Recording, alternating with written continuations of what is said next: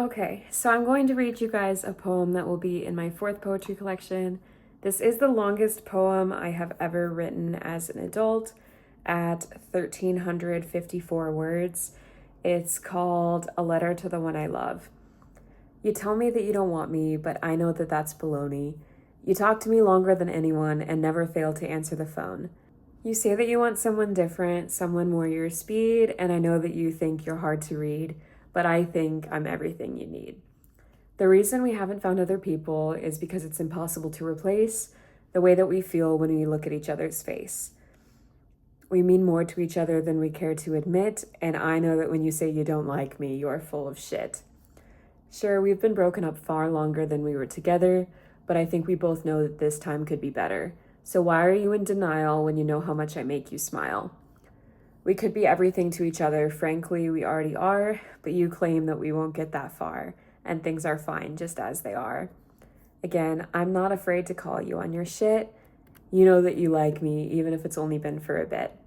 How can you talk to me for so many hours, all while pretending that you don't want me in your shower?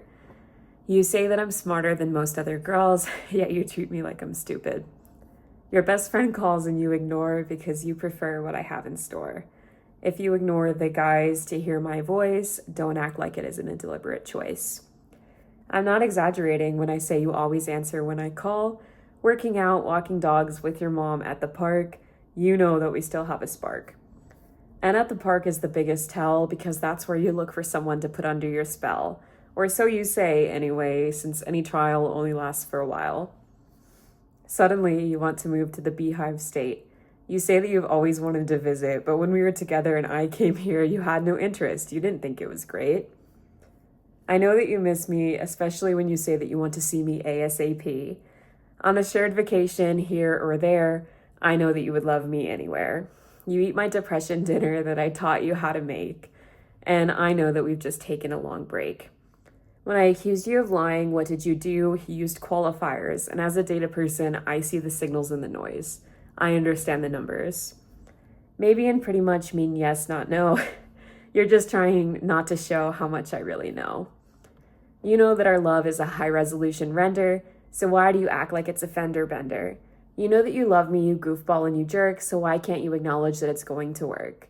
Are you afraid that your friends might chide? Through all of this, I am by your side, so don't act like you will unsubscribe when we both know you're along for the ride.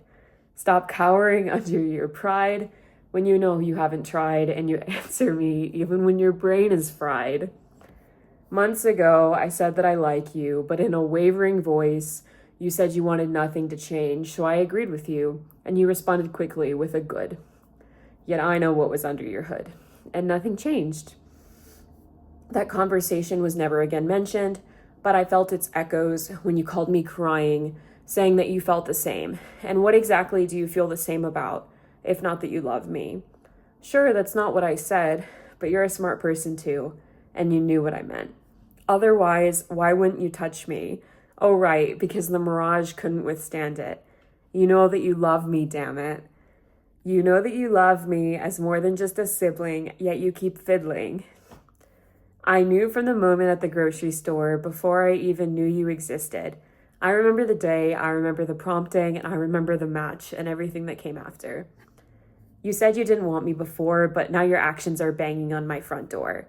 Why ignore a prompting from a Michigan store just to live a life that continues to bore? Anytime I tell our story, I remember all of the dates and all of the details.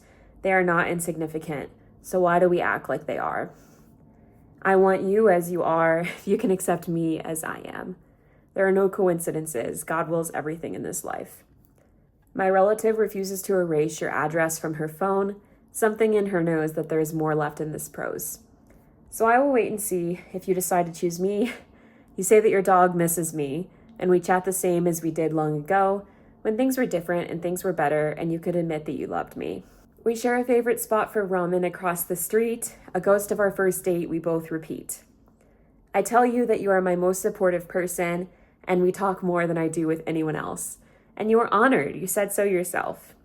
When I said that I will make sure you are taken care of, you reciprocated, and why would that be, unless you want to be with me?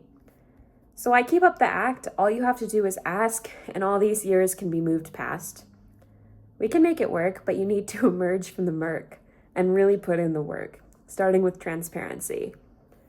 Sure, we might not meet each other's standards, but we both know that we love each other more than a list of features. Why do we keep playing this game? You know very well that it has a name. I'm not the only one to blame. You love me, and it puts your name to shame when you can't be honest and you make false claims. I know that you like me, so spit it out. You know that I like you too. I will love you in this life and the next. Forever and ever, you will always be the best. So can we lay the past to rest and focus on our love deep in our chests? And if you decide to stop being my friend, we both know that long it won't last, as we can see from times past. Until the end, we are meant to last. You are always on my mind, even when you deny that I am on yours. And I've been in your life for how many years? You see, it's very clear that our connection will not disappear. No matter how far or how near, I can always see how clear it is that you love me dear. Yet when you ask me what I'm expecting, I don't play your games, but your BS I'm wrecking. And you feign judgment over some things I do, yet you know I reciprocate and I still want you. But let's not think of that, because I love you more than anyone can ever surpass. And so I repeat, spit it out, or in circles we will go, around and around. I think that you want nothing more than me forevermore, but you are afraid and look at our past score. But if we want forevermore, we have to be open to whatever is in store. Stop with the games, stop with the jokes. You both know we are equally yoked. You're in love with me. I see you, I hear you, I read you, and I know you. So stop pretending when we both know the ending.